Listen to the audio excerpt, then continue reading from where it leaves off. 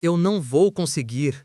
Eu não vou conseguir fazer isso, murmurou Joaquim com a voz embargada, enquanto segurava com força um pedaço de papel amassado. As mãos tremiam tanto que mal conseguia ler o que estava escrito. Esse lugar não é para mim. Ninguém vai me levar a sério. Eu preciso sair daqui. Seu Joaquim tinha 65 anos, mas o rosto marcado pelo tempo e pelas ruas fazia parecer que carregava duas vidas. Os cabelos grisalhos estavam desgrenhados, a barba por fazer escondia cicatrizes antigas, e as roupas surradas exalavam o cheiro de quem dormia ao relento. Os sapatos furados deixavam os dedos à mostra, e as mãos calejadas contavam histórias que ninguém mais queria ouvir. Desde que perdeu tudo, a família, o emprego, a dignidade, Joaquim sobrevivia nas ruas de São Paulo. Aprendeu a dormir embaixo de viadutos, a dividir comida com cachorros de rua e a cozinhar sopas improvisadas em latas velhas para outros moradores de rua. Mas, apesar de toda a dor, ele não estava completamente só. Ao seu lado, carregava sempre um caderno velho, com as páginas amareladas e a capa rasgada. Era o maior tesouro do velho morador de rua, o único que restara do tempo em que ainda era chefe de cozinha. Naquele caderno estavam anotadas receitas que ele havia colecionado ao longo de décadas, pratos que já serviram reis, celebridades e famílias inteiras. Mas uma receita, em especial, era diferente de todas as outras. Uma receita que ele nunca havia escrito, mas que permanecia gravada na memória como uma tatuagem invisível. Só que dessa vez o cenário era outro, muito maior, muito mais assustador. Joaquim estava parado na frente de um dos restaurantes mais famosos de São Paulo, segurando um papel que o convidava para participar de um programa de televisão. Um programa que procurava uma receita perdida, uma receita lendária da culinária italiana que valia milhões. O coração do velho chefe batia descompassado quando uma voz feminina ecoou atrás dele. "Senhor, o senhor está bem?" Joaquim se virou bruscamente. Era uma produtora do programa, uma mulher jovem, com crachá pendurado e tablet na mão. O velho engoliu seco e deu um passo à frente, tremendo. "Sou eu", murmurou, quase sem voz, estendendo o papel amassado. A produtora olhou o papel, depois olhou para Joaquim, da cabeça aos pés. Por um instante pareceu hesitar, mas então sorriu educadamente e fez um gesto com o tablet. "Ah, sim, o senhor deve ser Joaquim?" "Isso mesmo, senhora." "Por favor, entre, estamos quase começando." Por um instante, o coração de Joaquim pareceu parar. O som do movimento da cidade, o barulho dos carros, as vozes apressadas, tudo desapareceu. Era como se o mundo tivesse se calado, deixando apenas o som acelerado do próprio coração. Joaquim apertou o caderno contra o peito, tentando se manter firme. Mas antes que pudesse entrar, a voz impaciente de um segurança soou como um trovão. "Ei, espera aí, esse cara não pode entrar aqui." Mas para entender como Joaquim chegou até ali, é preciso voltar no tempo. Voltar para antes daquele dia fatídico. Voltar para quando ele ainda tinha esperança, mesmo que pequena, mesmo que frágil. Todas as manhãs, Joaquim acordava com o barulho da cidade despertando. O som das portas de ferro dos comércios subindo, as vozes apressadas pela calçada, o ronco dos ônibus passando. Para ele, aquele barulho era como um bom dia, vindo do mundo que o havia esquecido. Naquele dia, ele esfregou os olhos, se espreguiçou devagar e sorriu, mesmo com o corpo dolorido pelo frio da noite anterior. "Vamos lá, velho Joaquim, tentar mais um dia", disse baixinho, olhando para o caderno de receitas que estava ao lado do papelão que usava como cama. "Hoje, eu tô sentindo que as coisas vão mudar." O velho se levantou, sacudiu a poeira do casaco surrado, pegou o caderno e seguiu pela calçada, desviando das pessoas que passavam apressadas, sem nem olhar para ele. Quando chegou à praça onde costumava ficar, sentou-se no chão frio, próximo a uma fonte seca, observando o vai e vem de sapatos e bolsas. Ninguém olhou para ele, ninguém notou sua presença. Joaquim respirou fundo e murmurou: "Tá na hora, Joaquim. Vamos tentar fazer o dia começar melhor." Ele abriu o caderno velho, passou os dedos pelas receitas anotadas com letra trêmula e começou a ler em voz baixa, como quem reza. Cada receita era uma lembrança, cada anotação uma vida anterior. "Risoto de limão siciliano, esse eu fiz para o governador em 1998, murmurou sorrindo. Nhoque de batata doce, esse a minha esposa amava. A voz dele saía trêmula, quase engasgada, como se o caderno hesitasse em responder aos dedos calejados do velho chefe. Por um instante, parecia que o mundo havia desaparecido e só existia ele e suas lembranças. Mas a nostalgia foi interrompida por uma voz rude. Ei, velho, sai daqui, tá fazendo sujeira na minha praça. Joaquim levantou o olhar e viu um segurança da prefeitura se aproximando, com as mãos na cintura e expressão impaciente. Desculpa, moço, eu já vou embora, respondeu o velho, guardando o caderno com cuidado. É melhor mesmo, e leve esse fedor junto. Com o rosto corado de vergonha, Joaquim abaixou a cabeça, levantou devagar e saiu andando. O caderno sob o braço, o passo lento e o coração pesado. Ele caminhou por várias ruas até encontrar uma esquina movimentada, próxima a um mercado municipal. O cheiro de frutas frescas e pães recém-assados invadia o ar. Aquele parecia um bom lugar para pedir algumas moedas. Joaquim sentou-se encostado na parede, abriu o caderno na frente do corpo e colocou um copo de plástico vazio ao lado. Algumas pessoas passavam, olhavam de soslaio, mas ninguém parava. Até que um grupo de jovens se aproximou. Eram estudantes universitários, carregando mochilas e rindo alto. Um deles olhou para Joaquim e zombou. Olha lá, gente, o Masterchef de rua! Os outros caíram na risada. E aí, vovô, vai cozinhar o que hoje? Rato assado? As gargalhadas ecoaram pela esquina. Joaquim continuou imóvel, tentando ignorar. Apertou o caderno contra o peito e fechou os olhos, tentando se proteger. Deixa ele quieto, gente, disse uma das garotas do grupo, mas foi ignorada. Aposto que ele nem sabe ler isso aí, provocou outro. Joaquim respirou fundo, mas não respondeu. Sabia que qualquer reação só pioraria as coisas. Quando os jovens finalmente se afastaram, ele soltou o ar preso no peito e murmurou para si mesmo. Tá tudo bem, Joaquim, você já passou por coisa pior. Foi então que uma voz diferente soou. Calma, doce, sem agressividade. Desculpe incomodar, senhor. O senhor está bem? Joaquim se virou, desconfiado. Um casal se aproximava. Eles não tinham o olhar arrogante dos outros. A mulher era baixinha, de cabelos presos em um coque, e o sorriso dela parecia sincero. O homem, de óculos e expressão gentil, carregava uma sacola de compras do mercado.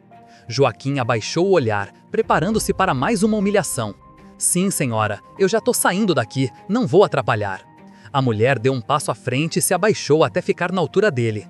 Não, senhor, a gente não quer que o senhor saia. A gente só queria saber, o que é esse caderno? Joaquim piscou, confuso. É só um caderno velho, senhora. Tem umas receitas que eu costumava fazer. O homem se abaixou também, ajeitando os óculos. Receitas? O senhor cozinha? Joaquim deu um sorriso triste. Eu cozinhava, moço. Faz muito tempo.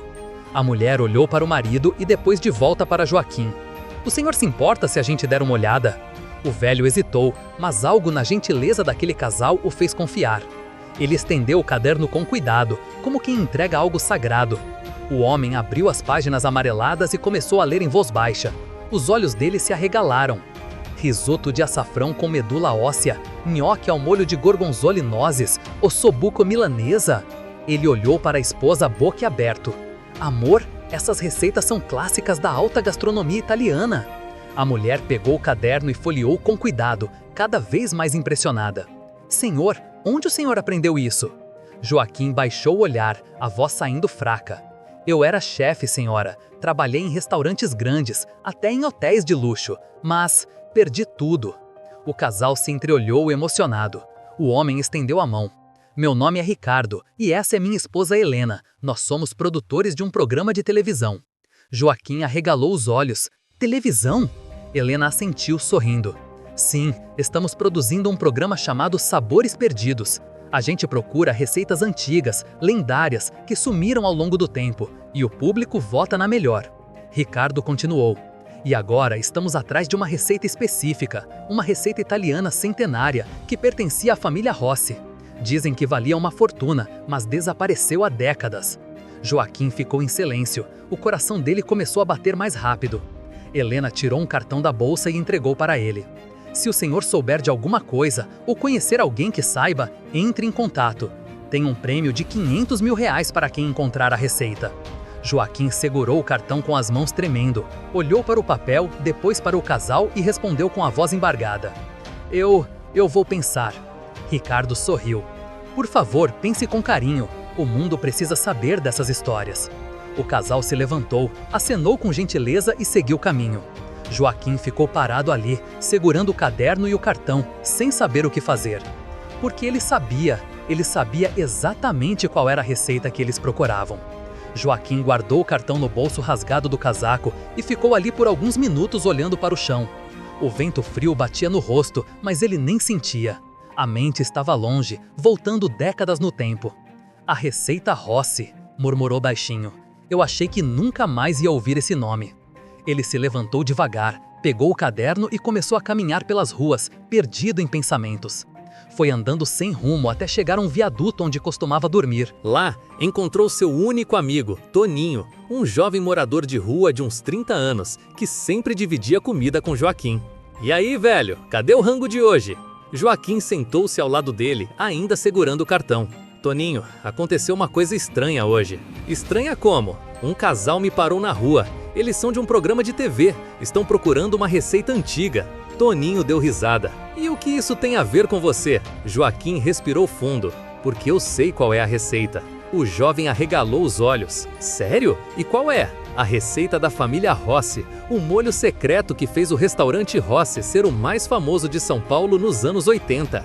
Toninho ficou boquiaberto. Cara, e como você sabe disso? Joaquim olhou para o horizonte, a voz saindo baixa e carregada de dor. Porque eu trabalhei lá. Eu era o sous-chefe do restaurante Rossi. E o velho Rossi, antes de morrer, me ensinou a receita. Disse que eu era como um filho para ele.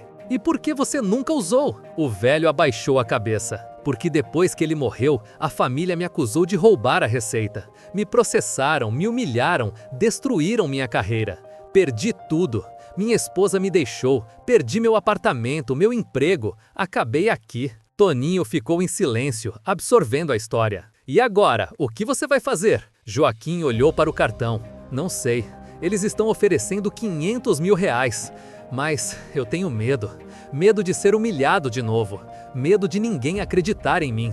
Toninho deu um tapa de leve no ombro do velho. Velho, se você sabe a receita, você tem que ir. Você merece isso. E se eles não acreditarem, foda-se. Pelo menos você tentou. Joaquim ficou em silêncio por um longo tempo.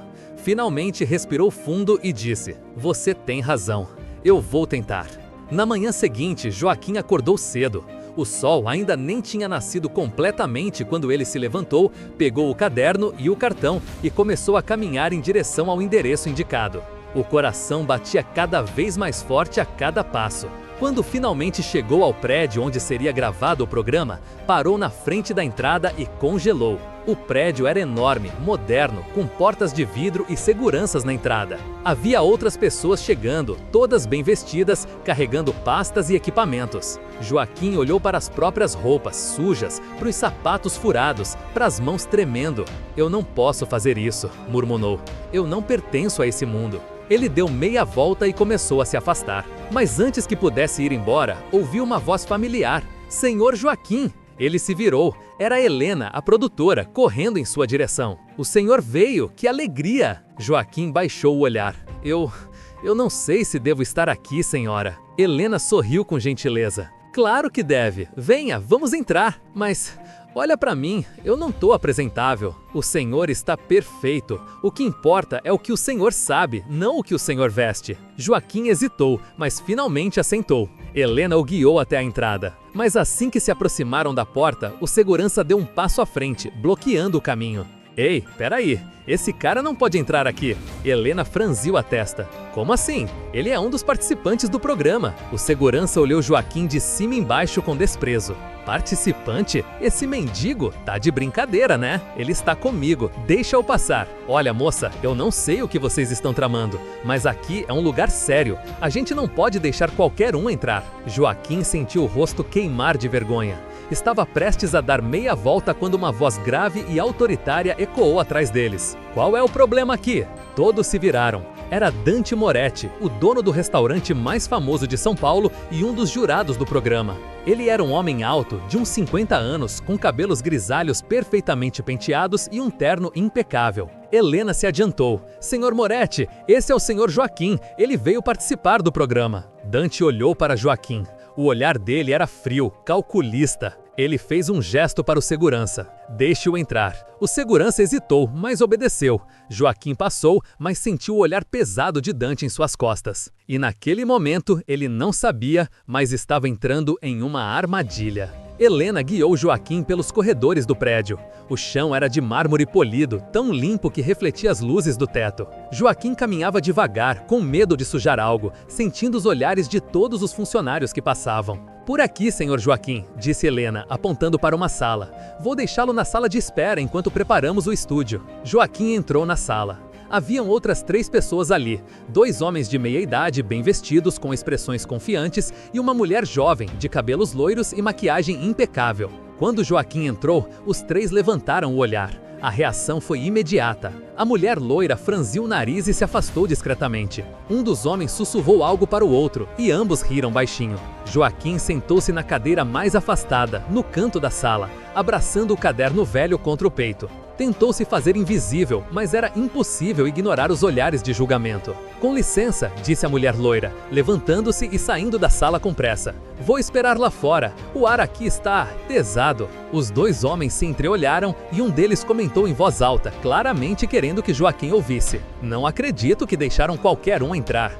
Esse programa é acostumado a ter padrão." O outro respondeu, rindo: "Deve ser pegadinha, ou então é algum tipo de teste de paciência pra gente." Joaquim baixou a cabeça, apertando o caderno com mais força. As palavras doíam como facas, mas ele tentou respirar fundo e se manter firme. "Você já passou por coisa pior, Joaquim. Aguenta mais um pouco." 15 minutos depois, um assistente de produção entrou na sala. "Pessoal, vamos começar. Sigam-me até o estúdio." Os 4 participantes se levantaram e seguiram o assistente. Quando chegaram ao estúdio, Joaquim arregalou os olhos. O lugar era enorme, com câmeras gigantes, refletores pendurados no teto e uma bancada de cozinha no centro, brilhando sobre as luzes. Havia também uma plateia, cerca de 80 pessoas sentadas em arquibancadas conversando animadas. Do outro lado, 3 cadeiras estavam posicionadas para os jurados. "Os participantes, por favor, fiquem aqui na lateral", instruiu o assistente, apontando para uma área demarcada. Joaquim ficou parado ali, observando tudo com o coração acelerado. As câmeras começaram a se mover, os refletores acenderam e a plateia silenciou. Um apresentador entrou no palco. Era um homem alto de uns 40 anos com um sorriso perfeito e terno impecável. "Senhoras e senhores, bem-vindos ao programa Sabores Perdidos", anunciou com entusiasmo. "Hoje vamos descobrir quem entre nossos participantes conhece a lenda receita da família Rossi." A plateia aplaudiu. Joaquim sentiu as pernas tremendo. O apresentador continuou: "E agora vamos conhecer nossos jurados. Primeiro, a renomada crítica gastronômica Mariana Salles." Uma mulher elegante de uns 50 anos entrou e acenou para a plateia. Em seguida, o chefe italiano Giuseppe Bianchi, especialista em culinária clássica. Um homem de cabelos grisalhos e sotaque carregado entrou sorrindo. E por último, mas não menos importante, o dono do restaurante mais famoso de São Paulo, Dante Moretti. Dante entrou com um sorriso confiante, acenando para a plateia como uma celebridade. Joaquim sentiu um frio na espinha quando os olhos de Dante cruzaram com os dele por um segundo. O apresentador então virou-se para os participantes. "E agora, vamos conhecer nossos participantes. Primeiro, a chefe confeiteira Camila Andrade." A mulher loira deu um passo à frente, sorrindo e acenando. A plateia aplaudiu. Em seguida, o chefe de cozinha contemporânea Bruno Martins. Um dos homens se apresentou, recebendo aplausos. Depois, o sommelier e gastrônomo Carlos Henrique. O outro homem acenou confiante. E finalmente, o apresentador hesitou quando olhou para Joaquim. Consultou rapidamente o tablet que segurava. Joaquim Silva. Joaquim deu um passo tímido à frente. O silêncio na plateia foi ensurdecedor. Algumas pessoas sussurravam entre si, outras riram baixinho. Um menino na primeira fila apontou e perguntou alto: "Mãe, aquele senhor é um participante mesmo?" A mãe mandou o menino calar a boca, mas era tarde demais. A risada se espalhou. O apresentador forçou um sorriso e continuou: "Certo, vamos começar então. Cada participante terá 2 minutos para explicar por que acredita conhecer a receita perdida da família Rossi." Camila foi a primeira. Ela falou com confiança sobre ter estudado culinária italiana por 10 anos, ter trabalhado em restaurantes em Roma e ter pesquisado arquivos históricos. Bruno e Carlos também apresentaram credenciais impressionantes, diplomas, experiências internacionais, prêmios. Então, chegou a vez de Joaquim. Senhor Joaquim, disse o apresentador com um tom ligeiramente condescendente. O senhor pode nos contar por que está aqui? Joaquim segurou o caderno com força e deu um passo à frente. A voz saiu trêmula. Eu trabalhei no restaurante Rossi, nos anos 80. Eu era o sous-chefe do senhor Giuseppe Rossi. A plateia murmurou. Dante, na bancada dos jurados, cruzou os braços e sorriu de canto. Joaquim continuou. O senhor Rossi me ensinou a receita pessoalmente, antes de ele morrer. A crítica gastronômica mariana franziu a testa. O senhor tem como provar isso? Joaquim baixou o olhar. Eu tenho minhas anotações, e eu tenho a receita aqui. Ele bateu no peito, indicando a memória. Dante soltou uma risada alta. Ah, claro, ele tem a receita aqui, disse, imitando o gesto de Joaquim. Que conveniente! Nenhuma prova, nenhum documento, apenas a palavra de um mendigo. A plateia riu. Joaquim sentiu o rosto queimar. O chefe italiano, Giuseppe Bianchi, se inclinou à frente. Senhor, com todo respeito, mas eu conheci pessoalmente a família Rossi e nunca ouvi falar de você. Joaquim tentou explicar. É porque depois que o senhor Rossi morreu, a família me acusou de roubar a receita? Interrompeu Dante com um sorriso cruel. É isso que você ia dizer? O apresentador tentou intervir. Senhor Dante, por favor, vamos manter o respeito. Respeito, rebateu Dante. Esse homem está claramente mentindo para ganhar dinheiro fácil. Olhe para ele. Você realmente acredita que ele trabalhou em um dos restaurantes mais refinados de São Paulo? A plateia começou a murmurar. Alguns concordavam com Dante. Joaquim sentiu as lágrimas ameaçarem cair, mas respirou fundo. Eu não tô mentindo, senhor. Eu sei a receita. Dante se levantou da cadeira, teatral. Então, prove. O apresentador tentou acalmar a situação. Bem, pessoal, vamos fazer o seguinte. Vamos para o intervalo e depois voltamos com o desafio prático. Cada participante terá 45 minutos para preparar o que acredita ser a receita Rossi. As câmeras foram desligadas. A plateia se levantou para o intervalo. Joaquim ficou parado ali, tremendo. Helena, a produtora, se aproximou dele. Senhor Joaquim, o senhor está bem? Ele acenou que sim, mas os olhos estavam marejados. Eu não sei se consigo fazer isso. Claro que consegue, disse Helena com doçura. Venha, vou mostrar onde ficam os ingredientes. Ela o levou até uma cozinha nos bastidores, onde havia uma despensa enorme com todos os tipos de ingredientes. O senhor pode pegar o que precisar, ok? Quando voltarmos do intervalo, cada um vai para uma bancada. Joaquim assentiu. Ele olhou ao redor, procurando os ingredientes que precisaria. Tomate São Marzano, azeite extra virgem, manjericão fresco, alho, parmesão reggiano. Mas quando foi pegar os tomates, percebeu que estavam todos estragados. O mesmo com o manjericão, murcho e escuro. Moça, chamou Helena confuso, esses ingredientes aqui não tão bons. Helena franziu a testa e verificou. Que estranho, eles foram comprados ontem. Naquele momento, Joaquim ouviu uma voz vinda do corredor. Tudo certo por aqui? Era Dante, com um sorriso falso no rosto. Senhor Moretti, disse Helena, os ingredientes principais estão estragados. Dante deu de ombros. Que pena, mas temos outros ingredientes. O senhor Joaquim vai ter que improvisar, não é mesmo? Ele olhou diretamente para Joaquim, e naquele momento, o velho chefe entendeu. Dante havia sabotado os ingredientes. Ou talvez, continuou Dante com veneno na voz, ele simplesmente não sabe a receita de verdade e está procurando desculpas. Helena percebeu a tensão. Senhor Moretti, com licença, preciso resolver isso. Ela saiu rapidamente. Dante se aproximou de Joaquim, baixando a voz para que só eles ouvissem. Escuta aqui, velho, eu não sei que jogo você tá jogando, mas você não vai sair daqui com esse dinheiro. A receita Rossi é minha, sempre foi. Joaquim arregalou os olhos. Sua? Como assim? Dante sorriu de canto. Você acha que foi coincidência o programa estar procurando justamente essa receita? Fui eu quem sugeri, porque eu quero que ela seja descoberta por mim. Eu já tenho tudo planejado. Mas isso é trapaça. Isso é negócio, velho idiota, e você vai aprender sua lição. Dante saiu, deixando Joaquim sozinho, tremendo de raiva e medo. Helena conseguiu alguns ingredientes substitutos, mas não eram de qualidade ideal. Joaquim teria que fazer milagre. Quando as câmeras voltaram, os 4 participantes foram posicionados em bancadas individuais. A plateia estava empolgada, sussurrando e fazendo apostas sobre quem venceria.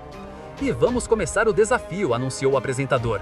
Vocês têm 45 minutos, o tempo começa agora. Os outros 3 participantes começaram imediatamente, pegando panelas, acendendo fogões, picando ingredientes com movimentos precisos e profissionais. Joaquim ficou parado por alguns segundos, olhando para os ingredientes na sua bancada. Não eram os certos, mas ele teria que tentar. Respirou fundo, fechou os olhos e deixou a memória guiar suas mãos. Começou a picar o alho.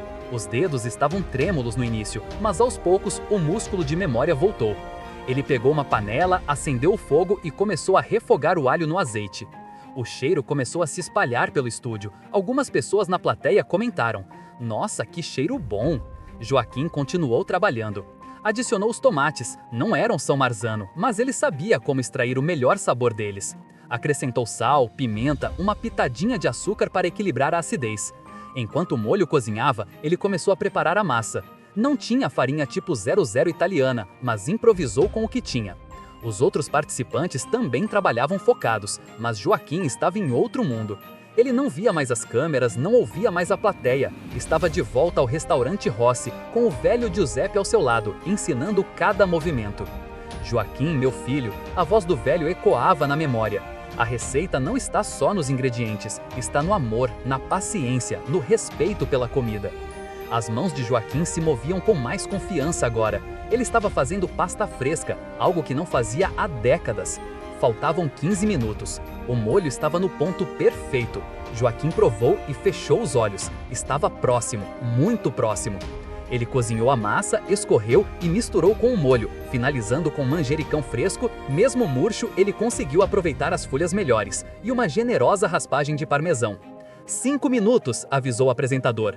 Joaquim colocou o prato na bancada. Não estava perfeito, não tinha a apresentação impecável dos outros pratos, mas tinha alma. Tempo esgotado, mãos ao alto. Todos pararam, a plateia aplaudiu. O apresentador então convidou os jurados a provarem. Eles começaram com Camila. Provaram, fizeram expressões pensativas e anotaram algo. Depois, Bruno. Depois, Carlos. Finalmente, chegaram na bancada de Joaquim. Dante olhou para o prato com desprezo evidente. "Isso aqui parece comida de botequim", comentou alto. A plateia riu. Joaquim baixou a cabeça. Mariana, a crítica, pegou um garfo e provou. Sua expressão mudou imediatamente. "Espere um momento", murmurou. Giuseppe Bianchi, o chefe italiano, também provou. Seus olhos se arregalaram. Questo è impossibile", disse em italiano.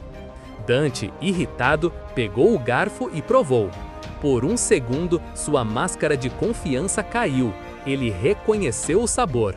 Mas rapidamente se recompôs e cuspiu a comida de volta no prato. "Isso está horrível", mentiu descaradamente. "Muito sal, tomates ácidos, massa borrachuda, 0 pontos." A plateia ficou confusa. Os outros 2 jurados olharam para Dante com surpresa. Mariana protestou. "Dante, com todo respeito, mas esse prato está excepcional. O equilíbrio de sabores é péssimo", interrompeu Dante, batendo a mão na bancada. "E eu sou o jurado com mais experiência aqui. Meu voto é final." O apresentador, visivelmente desconfortável, tentou mediar. "Bem, vamos para a votação final. Cada jurado vai dar uma nota de 0 a 10. Mariana deu 9 para Joaquim. Giuseppe deu 10, mas Dante deu 0.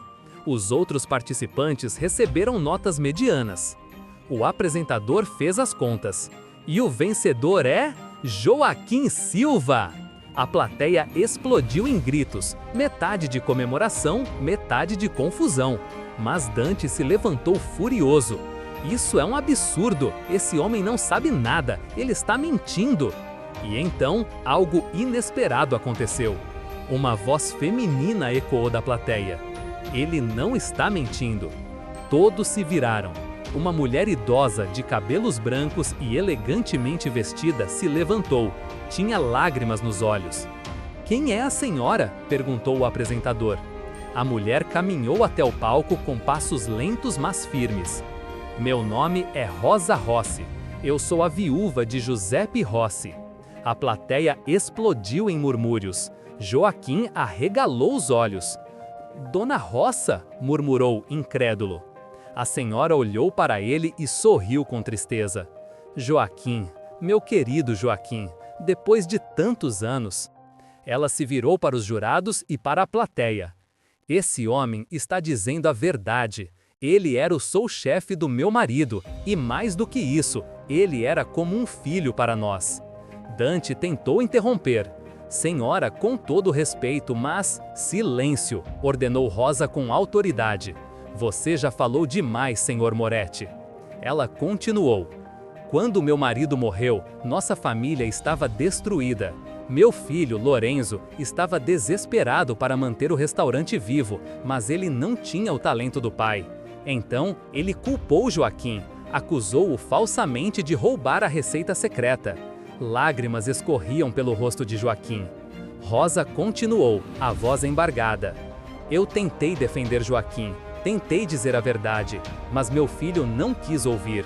E eu fui covarde demais para insistir. Joaquim perdeu tudo por nossa culpa. E eu carreguei essa culpa todos esses anos. Ela se aproximou de Joaquim e segurou as mãos dele. Me perdoa, meu filho. Me perdoa por ter te abandonado quando você mais precisava. Joaquim não conseguia falar. As lágrimas caíam livremente agora. Eu te perdoo, Dona Rosa. Eu sempre perdoei. Mas Rosa ainda não havia terminado. Ela se virou para Dante. E quanto a você, senhor Moretti? Dante empalideceu. Eu fiz minha pesquisa antes de vir aqui, continuou Rosa. Descobri que foi você quem sugeriu esse programa, e descobri por quê. Ela tirou um envelope da bolsa. Você queria que a receita fosse redescoberta por você, para revitalizar seu restaurante falido. E mais, você planejava processar minha família por royalties da receita, alegando que aprendeu legalmente. O apresentador olhou para Dante, chocado. Isso é verdade? Dante tentou negar, mas sua expressão o entregou. Rosa continuou. Mas o que você não sabia, senhor Moretti, é que meu marido nunca registrou a receita oficialmente. Ele a passou oralmente para uma pessoa, para Joaquim.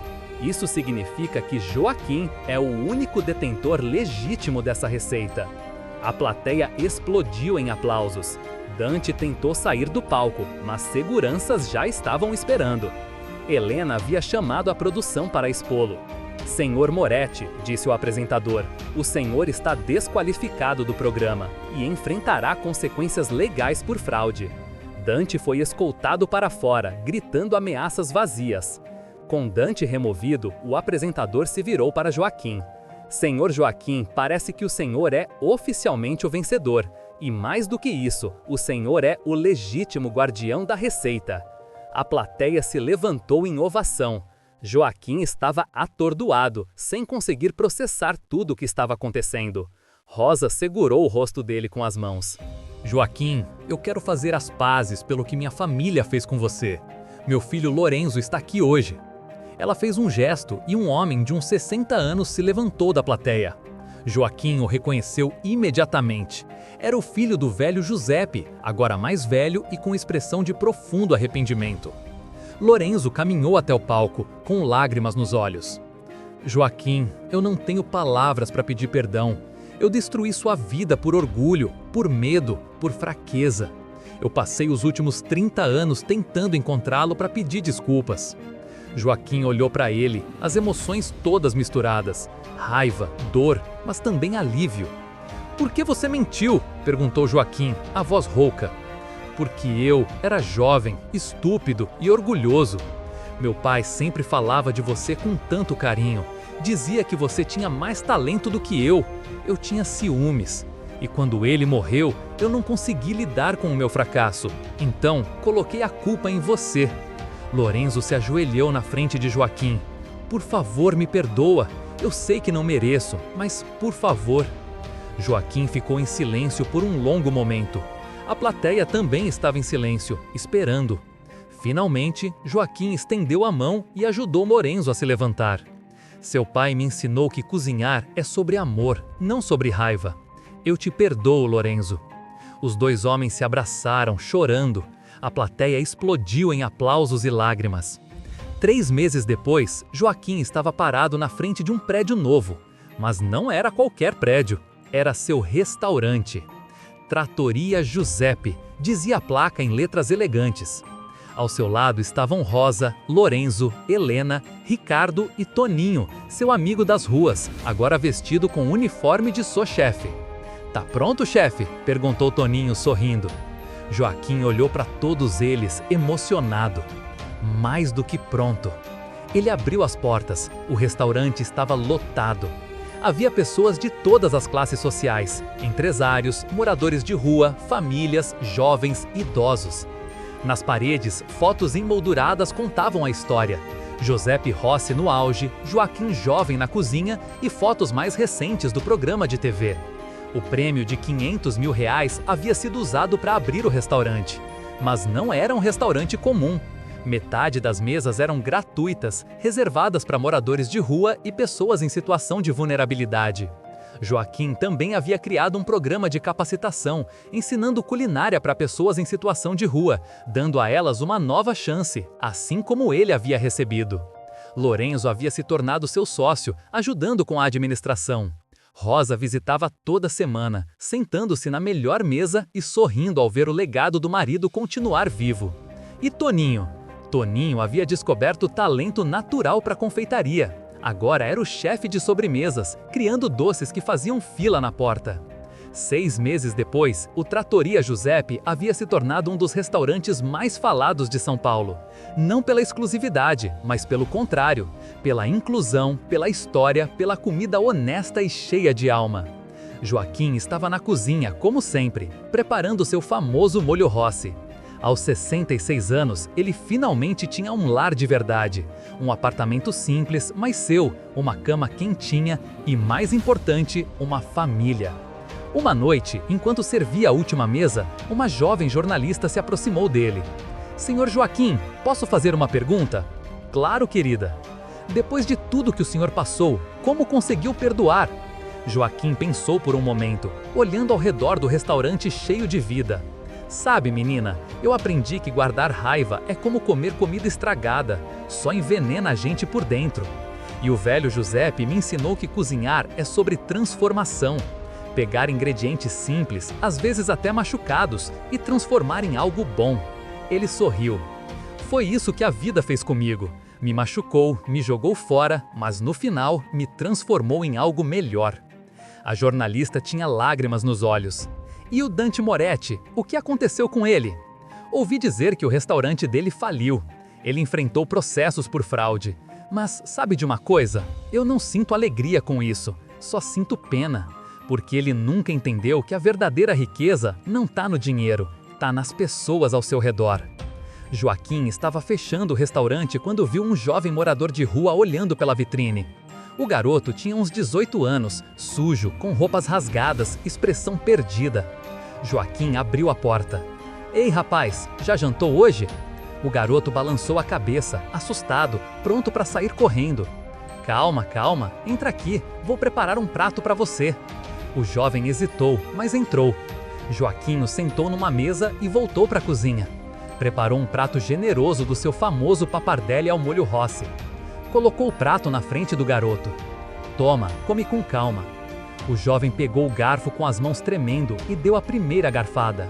Os olhos dele se encheram de lágrimas. "Tá bom?" perguntou Joaquim. Tá muito bom, senhor. Eu nunca comi nada assim."